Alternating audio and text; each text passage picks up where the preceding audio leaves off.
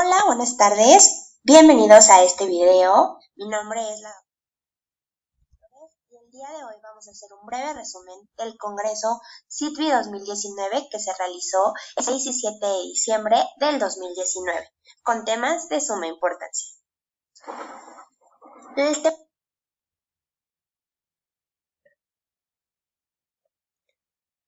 temario fue el siguiente.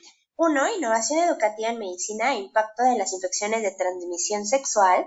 2. Gonorrea y clamidia, el dúo dinámico. 3. Sífilis, una bacteria de todos los días. 4. ITS de las mujeres embarazadas. 5. Vacuna del herpes zóster y VPH son la respuesta. Y 6. El uso del TAF en PrEP. Vamos a comenzar con el breve resumen de cada ponencia. A partir del inicio de la epidemia de SIDA, la comunidad científica gradualmente fue tomando conciencia de la importancia que tiene el resto de las enfermedades de transmisión sexual. En la epidemiología, las manifestaciones clínicas, la prevención y el control. En la actualidad se conocen más de 20 microorganismos patógenos que se transmiten por contacto sexual y que incluyen agentes bacterianos, virales, protozoarios, hongos y ectoparásitos. Muchas de las ITS no producen inmediatamente una enfermedad, signos o síntomas, por lo que hombres y mujeres pueden tener una infección y no saberlo. Muchas de las infecciones escapan al diagnóstico clínico hasta que se producen complicaciones que pueden llegar a ser mortales. Tenemos algunas ITS curables como la clamidiasis, la gonorrea, la sífilis, la tricomona.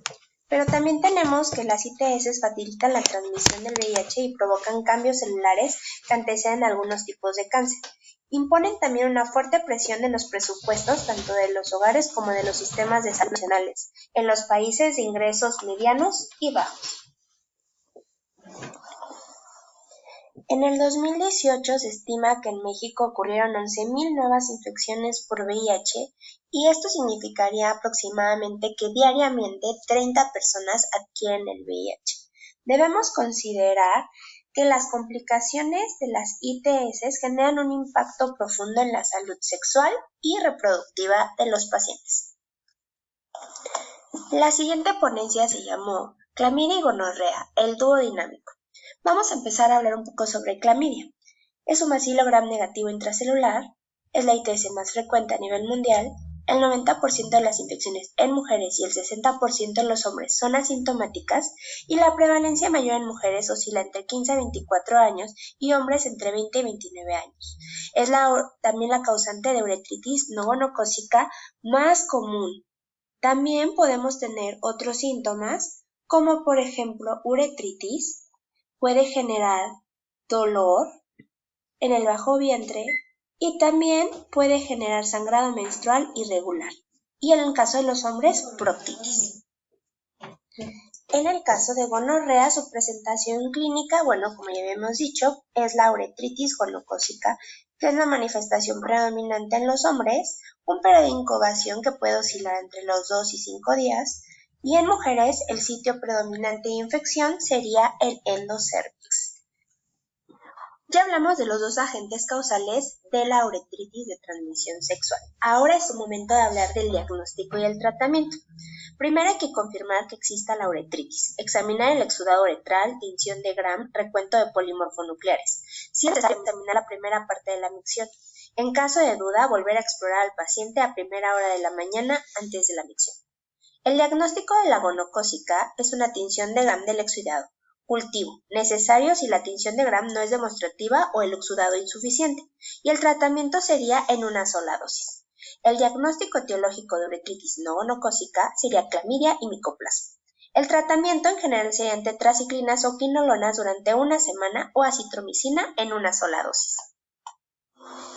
En esta ponencia de sífilis, una bacteria de todos los días, el doctor habló sobre la sífilis latente, que es una serología positiva en ausencia de signos y síntomas, temprana, menos de un año, tardía, más de un año, tiempo desconocido e indeterminado, también hablamos de ello, y hablamos sobre las pruebas también serológicas. Otra cosa súper importante de que se habló en esta ponencia fue de la sensibilidad de las pruebas serológicas según la etapa clínica, si se encuentra primaria, secundaria, latente y cómo puede variar la sensibilidad de acuerdo al estadio en el que se encuentran de las pruebas treponémicas y no treponémicas. Otro tema importante de la plática es el tratamiento de las mujeres embarazadas. Dependiendo la etapa clínica, varía el tratamiento de elección. En la primaria, secundaria y latente, penicilina G benzatínica 2.4 millones de unidades intramuscular, dosis única. Latente, tardía y de tiempo desconocido, penicilina benzatínica 2.4 millones de unidades intramuscular cada semana por 3 semanas. En pacientes con neurosífilis, incluyendo sífilis ocular, podemos usar dos variables, la elección, que sería la cristalínica, o alternativa, la procaínica. Y las conclusiones principales de esta ponencia fue que es un padecimiento frecuente dentro de nuestros pacientes. Hay una gran porción de pacientes que cursan con sífilis latente. El diagnóstico no debe realizarse solo con una prueba serológica aislada. También tenemos que checar los signos y síntomas del paciente y los hallazgos en la exploración física. Las presentaciones atípicas son comunes en los pacientes con VIH y pueden experimentar lesiones más extensas, persistentes o progresivas. Siempre hay que dar tratamiento a la pareja y el escrutinio es esencial para prevenir la transmisión y reducir la mortalidad. La siguiente ponencia fue infecciones de transmisión sexual en la mujer embarazada y la dio el doctor Alberto Chaparro Sánchez, que es infectólogo. Él nos habló principalmente de las guías de diagnóstico y tratamiento específico, del diagnóstico como mejorado con métodos moleculares, principales infecciones de transmisión sexual como clamidia, gonorrea, sífilis, que continúan siendo un problema infeccioso relevante de salud de las embarazadas y sus hijos, también sobre el tratamiento continuo sin cambios, a excepción en gonorrea por modificaciones en patrones de susceptibilidad, consideraciones teratogénicas, y también sobre los cambios fisiológicos que esto puede generar en el embarazo. Principalmente su ponencia se centró en dos enfermedades, una producida por clamidia y otra por Neisseria. En el caso de clamidia, los temas más importantes fue que habló de los diferentes síndromes clínicos materno-infantiles que se pueden generar, como la transmisión al neonato por exposición a tracto vaginal materno durante el nacimiento puede generar algunas afecciones en el niño, como nasofaringitis, conjuntivitis, neumonía, incluso síntomas ureterales, linfogranuloma venéreo, por ejemplo. Y también cómo puede tener afectaciones maternas, cervicitis principalmente, uretritis en función baja, pero sí puede generarse, e incluso cervicitis.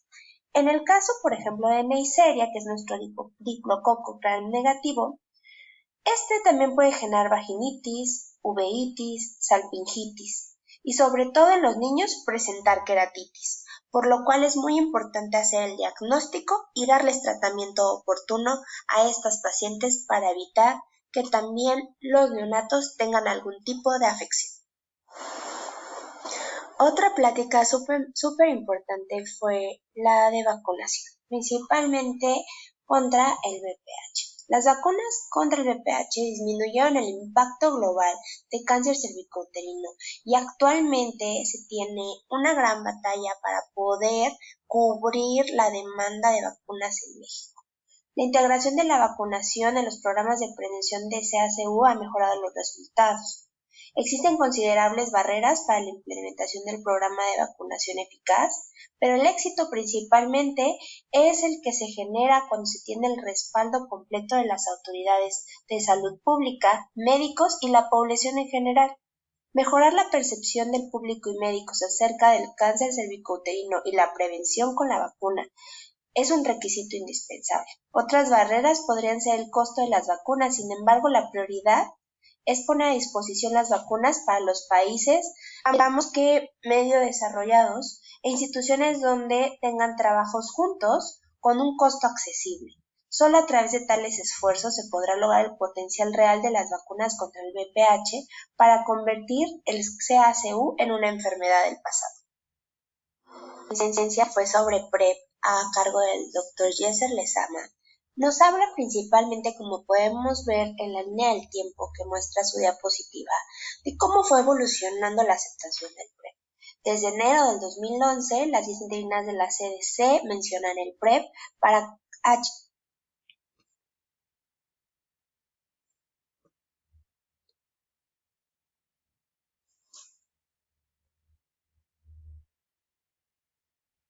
Nos habla principalmente, como podemos ver en la línea del tiempo que muestra su diapositiva, de cómo fue evolucionando la aceptación del PrEP. Desde enero del 2011, las disciplinas, pero para heterosexuales. Y por último, en enero del 2014 aparece ya como tal en la Guía de Práctica Clínica de México. ¿Qué es lo que necesitamos? ¿Por qué es tan importante hablar de PrEP? Bueno, para las personas negativas a VIH tenemos, digamos, tres vertientes que tratar. Uno, la reducción del comportamiento de riesgo. Dos, la profilaxis preexposición. Y tres, la profilaxis posexposición no ocupacional. Principalmente sí es verdad, la reducción del comportamiento de riesgo es importante, pero eso se va a lograr con el apoyo continuo durante la continua atención de ese paciente. En la plática del Dr. Jesser pudimos ver la PrEP y sus recomendaciones, ya que la OMS recomienda TDF solo, ya sea combinado, o también el uso de TAF, aprobado en octubre del 2019 por la FDA, excluyendo sexo vaginal receptivo. Tenemos algunos estudios, como el estudio Discover, que habla sobre el inicio y la duración de la protección con TAF versus TDF en el PrEP.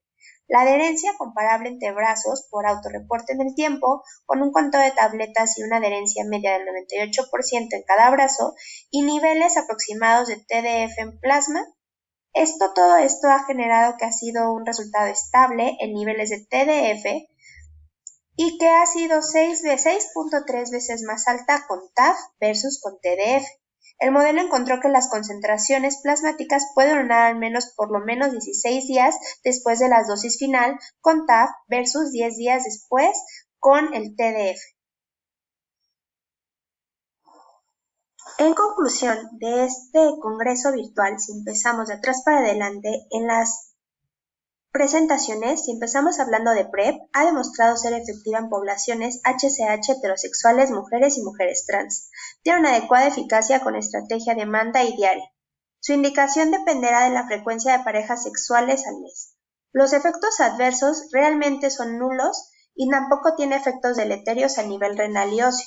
Tiene menor evidencia en mujeres con TAF, por lo que no está indicado su uso aún en estudios al corriente. ¿Cuáles son la respuesta? Claro que son la respuesta, claro que se puede prevenir. Las infecciones de transmisión sexual por vacunación deberíamos cubrir a la población completa. Obviamente se requiere de una buena estructura en salud pública por parte del gobierno, pero sobre todo también de los pacientes en acudir, pedirla y sobre todo terminar los esquemas completos. Las infecciones de transmisión sexual en las mujeres embarazadas son increíblemente frecuentes y poco tratadas. Necesitamos tratarlas para evitar complicaciones tanto en la madre como en el neonato. Sífilis, una bacteria de todos los días, efectivamente, por lo cual se debe tratamiento dependiendo el estadio en el que se encuentre y también checar si las pruebas treponémicas o no treponémicas, cuál es su eficacia y cuál es su sensibilidad en cada estadio. Gonorrea y clamidia son endodinámico, generalmente provocan uretritis que no cede si no se trata de manera adecuada.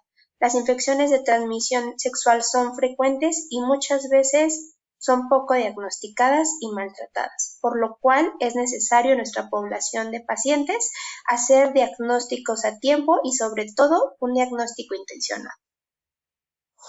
Muchas gracias por su atención. Este es el breve resumen, los highlights más importantes de las pláticas del 6 de diciembre en el Congreso Virtual del SIC. Nos vemos en el siguiente video.